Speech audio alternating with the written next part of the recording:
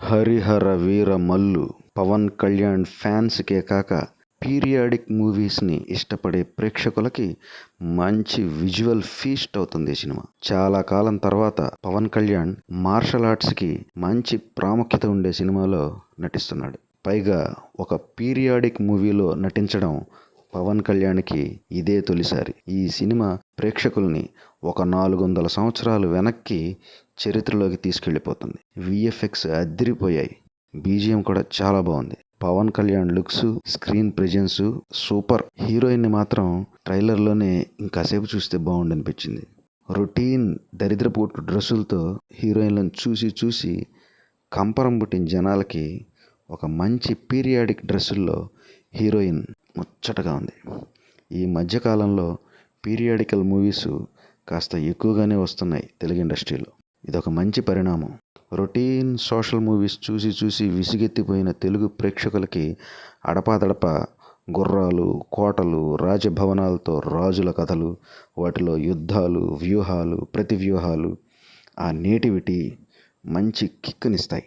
ఆ కాలానికి సంబంధించిన ప్రతిదీ ప్రేక్షకుల్ని ఒక వింత లోకంలోకి తీసుకెళ్ళి ఒక మంచి అనుభూతినిస్తుంది. దాంతో ప్రేక్షకులు వీటి పట్ల బాగా ఇంట్రెస్ట్ చూపిస్తున్నారు. ఆర్ట్ డైరెక్టర్ తోట తరణి గారు తన అనుభవాన్ని, ప్రతిభని రంగరించి మరీ మన కళ్ళకు కనపడే ప్రతి వస్తువుని ఆ కాలానికి తగ్గట్టు డిజైన్ చేసి తన కళా దర్శకత్వంతో సినిమాని వేరే లెవెల్కి తీసుకెళ్ళినట్టున్నాడు.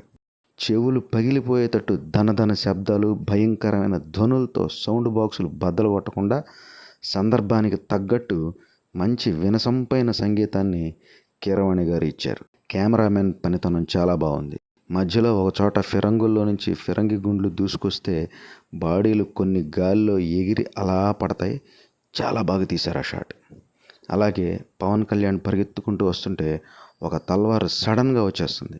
అప్పుడు తల కొంచెం సడన్గా అట్లా పక్కకని పరిగెత్తుకుంటూ వస్తాడు.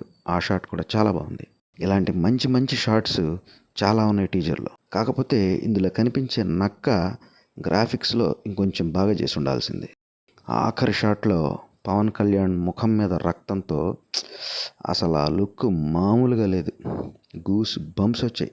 స్క్రీన్ ప్లే, దర్శకత్వం గురించి ఇప్పుడే చెప్పకూడదు, కానీ ఉన్నంతలో టీజర్ మాత్రం అదిరిపోయింది.